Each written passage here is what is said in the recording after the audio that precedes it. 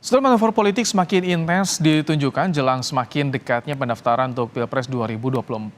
Apakah saat ini koalisi yang sudah terbangun masih solid atau justru semakin cair?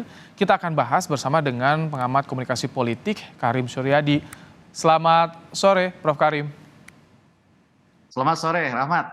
Baik, Prof, kalau misalkan bicara soal cawapres nih, kemarin kan kandidatnya salah satunya Caimin yang mulai buka-bukaan, siap nyebrang kalau nggak ada kepastian dari Gerindra.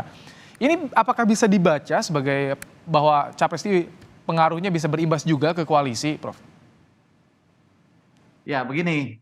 Jadi sampai hari ini menurut saya bangunan koalisi yang mulai terbentuk itu masih rentan ya.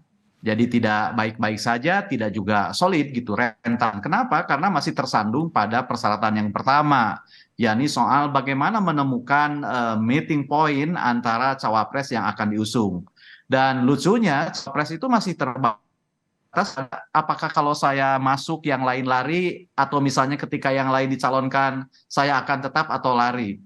Padahal kalau kita lihat misalnya riset di beberapa negara dan juga perjuangan banyak orang terkait dengan politik, nah bangunan koalisi yang akan memenangkan dan diyakini akan memenangkan itu harus memenuhi tiga unsur. Bukan hanya sekedar siapa cawapresnya, saya mendapat apa, tapi secara holistik ada 3 elemen yang harus dibangun. Yang pertama soal spiritual. Spiritual itu menyangkut tentang keyakinan tentang alasan. Kenapa saya bergabung dengan dia, mengapa saya harus mengusung dia, dan semua orang yang terlibat di sana itu merasa penting dan tindakannya dianggap penting bagi pemenangan tujuan yang besar itu. Yang kedua, itu syarat intelektual, yakni tujuan yang diperjuangkan itu, capres, cawapres itu berterima dan itu merupakan sesuatu yang besar. Besar bukan hanya bagi koalisi, tapi bagi orang lain, sekaligus juga ada alat gitu, ada alat intelektual untuk meyakinkan orang-orang yang ditemui bahwa tujuan itu benar, besar, organisasinya efektif, dan seburuk apapun nasib koalisi itu tidak akan menyia-nyiakan peserta yang bergabung. Kalau Prof, Karena itu ketika koalisi kalau tadi pernyataan seperti yang dilontarkan oleh Caimin yang akan menyeberang, itu pernyataan yang serius atau hanya gertakan semata, Prof, kalau menurut Anda?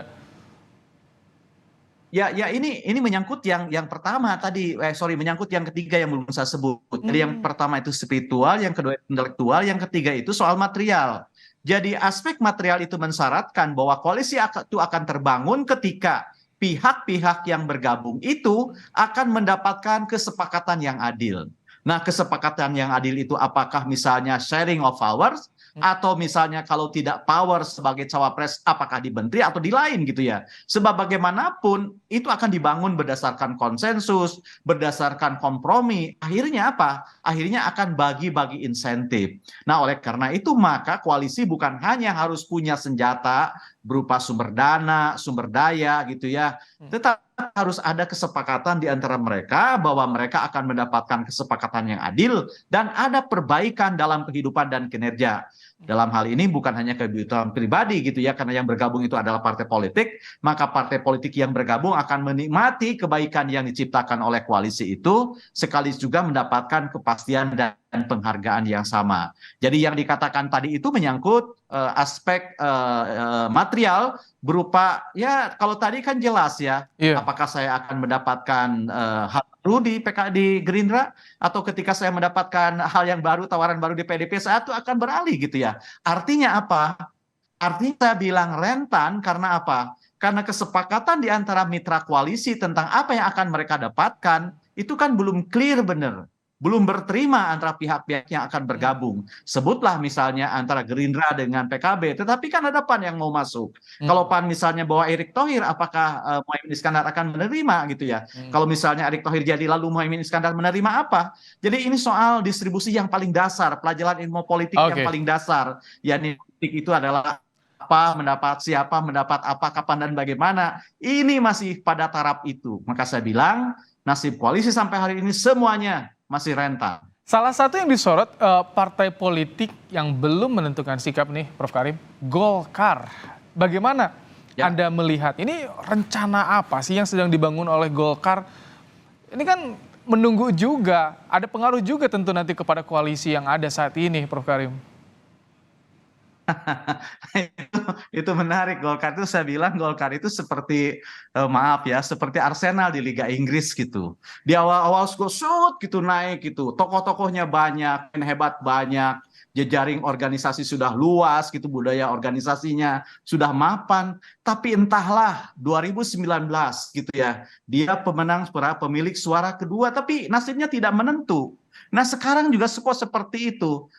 Saya hampir tidak yakin sekarang Golkar akan menghela koalisi antara koalisi Indonesia Bersatu, sebab P3 sudah jelas gitu ya ke PDIP. Tinggal sekarang PAN.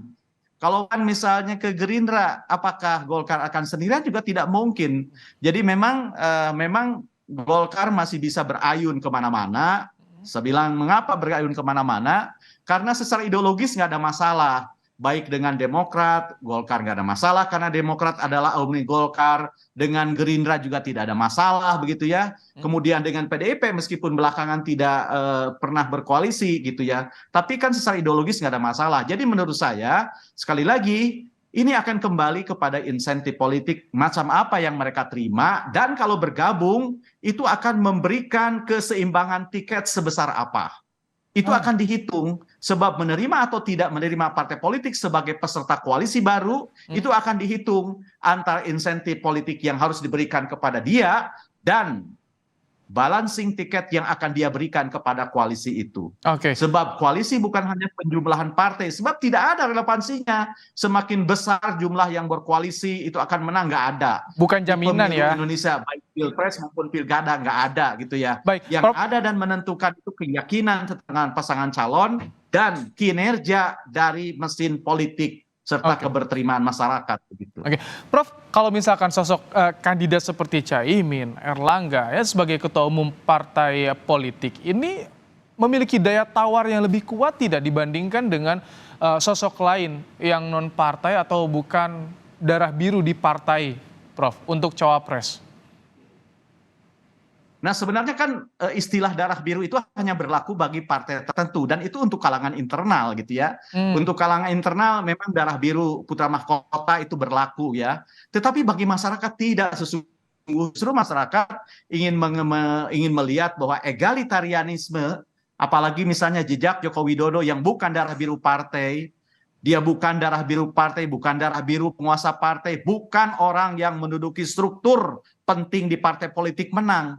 Jangan lupa, Jokowi efek soal itu, Jokowi efek soal demokratisasi, Jokowi efek soal egalitarianisme, Jokowi efek soal keterbukaan komunikasi dan komunikasi yang apa adanya, itu akan dampak banyak. Apalagi kalau saya tekankan sekali lagi, apalagi kalau bakal calon presiden mengidentifikasi sebagai orang yang dekat dengan Jokowi atau bagian dari pemikiran Jokowi, itu akan tojaiyah dan kontradiktif. Kalau di satu sisi ia mengidentifikasi dengan harapan mendapatkan berkah, mendapatkan efek ekor jas, mendapatkan efek ketenaran, tapi dalam tindakan politiknya bertentangan, itu justru akan mengubur dirinya sendiri. Jadi menurut saya ini akan sebuah ujian bagi konsistensi terutama bakal calon presiden yang berusaha mendapatkan berkah dari kedekatan dengan Jokowi, apakah tindakannya akan konsisten atau tidak gitu. Ini akan menjadi ujian pertama sesungguhnya. Prof. Karim, yang dinanti juga bagaimana nih dinamika yang terjadi di koalisi perubahan sampai saat ini kan masih menunggu siapa sosok mendampingnya, AHY atau bukan. Ini yang juga masih jadi pertanyaan. Kalau menurut Anda bagaimana, Prof, dinamika yang terjadi di sana? Solid atau tidak nih? Jadi sebenarnya kalau soal cawapres, semua koalisi juga nasibnya sama. Masih kayak lagu lama ya, menanti kejujuran berharap kepastian, kan begitu ya? Iya. Karena saya belum pasti. Dan saya yakin penentuan bakal calon presiden, wakil presiden itu menjadi batu uji gitu ya. Terutama bagi koalisi-koalisi yang dibangun di atas kesepakatan bahwa jika saya bergabung, apakah koalisi lain, peserta lain akan lari atau tidak. Dan kalau saya tidak mendapatkan apa-apa, haruskah saya bertahan di sini? Nah, itu akan batu ujian. Jadi menurut saya antara koalisi yang dibesut oleh Gerindra dan koalisi yang dihelat oleh Nasdem ya sama saja pada titik ini. Yang membedakan sesungguhnya menurut saya adalah nasib Partai Demokrat itu terkait dengan uji keabsahan kepengurusan itu sebenarnya, sebab kalau itu hancur itu. Yang kedua, sebenarnya yang akan menjadi intervening variable selain soal nasib Demokrat juga soal uji materi batas usia wakil presiden. Nah, itu gitu ya. dia soal Sudah batas sudah usia juga bagaimana dalam nanti ke intro depan. sampaikan bahwa kita akan Soal bahas putusannya 2021, nanti seperti dan apa, Prof? ketika hak uji materi dicabut ya normatif berarti pengurangan usia yang berlaku gitu kan.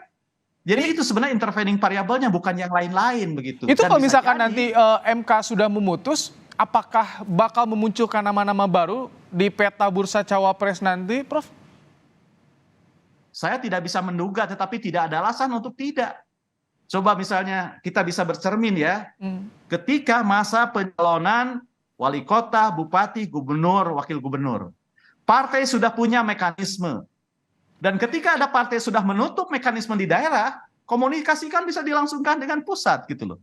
Kalau mekanisme partai bisa berubah, ya ini juga bisa berubah. Jadi menurut saya walaupun sudah disebut ada 5, ada 3, tapi itu kan bukan kepastian. Karena apa? Tadi sudah dijelaskan dalam berita sebelumnya. Kita akan berpegang pada hukum yang berlaku, gitu kan? Hukum yang berlaku itu hukum positif. Sekarang hukum positifnya masih 40 tahun. Lalu ketika besok MK mengubah menjadi 35 tahun, hukum positifnya kan bukan 40 jadi 35. Jadi ada alasan legal untuk mengubah meskipun itu urusan pembuat undang-undang. Tetapi begini, saya tidak terpukau dengan numerik. Mau 40, mau 35, mau 38, pertama alasannya apa perubahan itu? Kalau sekedar untuk menampung Den Ayu, Cah Ayu, Den Bagus, oh itu nggak fair. Kenapa? Karena salah satu berkah demokrasi itu adalah jaminan kesamaan kesempatan kepada siapapun, kepada sipulan-sipulana. Bukan hanya mereka yang berdarah biru, yang berdarah merah putih juga samanya. Dan yang kedua, presiden, wakil presiden itu bukan jabatan sembarangan. Dia jabatan tertinggi di Republik ini. Pemegang kekuasaan tertinggi angkatan darat, laut, udara. Kekuasaan pemerintahan tertinggi. Kalau misalnya bupati wali kota diturunkan, nggak jadi soal gitu ya. Kenapa? Karena itu kan jabatan pertama. Dan tidak mungkin orang ujuk-ujuk gitu ya. Belum punya pengalaman apa-apa, jadi presiden atau wakil presiden, atau baru kota atau bupati, ngaclo ke sana. Emangnya ini prahmen? Bukan. Meskipun prahmen bisa digunakan sebagai alat kampanye, berkampanye ala sinetron bisa. Tetapi ketika menjabat, dia bukan sinetron, pemain sinetron. Ini real memimpin itu. Oleh karena itu ada teori, dan ini menjadi legacy di mana-mana. Ketika memilih calon wakil presiden, bukan hanya menyumbang tiket, berupa menyumbangkan karakter yang masih kosong di dalam tubuh calon presiden, tetapi dia diyakini orang yang bisa melanjutkan ketika dalam keadaan terpaksa presiden berhalangan. Jadi negara Amerika yang maaf ya kadang-kadang agak sembrono aja untuk cawapres tetap hati-hati meskipun mereka menetapkan usianya 35, tapi kita tidak pernah melihat anak yang masih hijau mencalonkan sebagai cawapres di sana. Kami tangkap. Terima kasih Prof. Karim Suryadi, pakar komunikasi politik, untuk pandangannya dalam program Kompas Petang sore hari ini. Sehat selalu, Prof. Ya, demokrasi beradab dan berakal sehat, tentu saja. Terima kasih.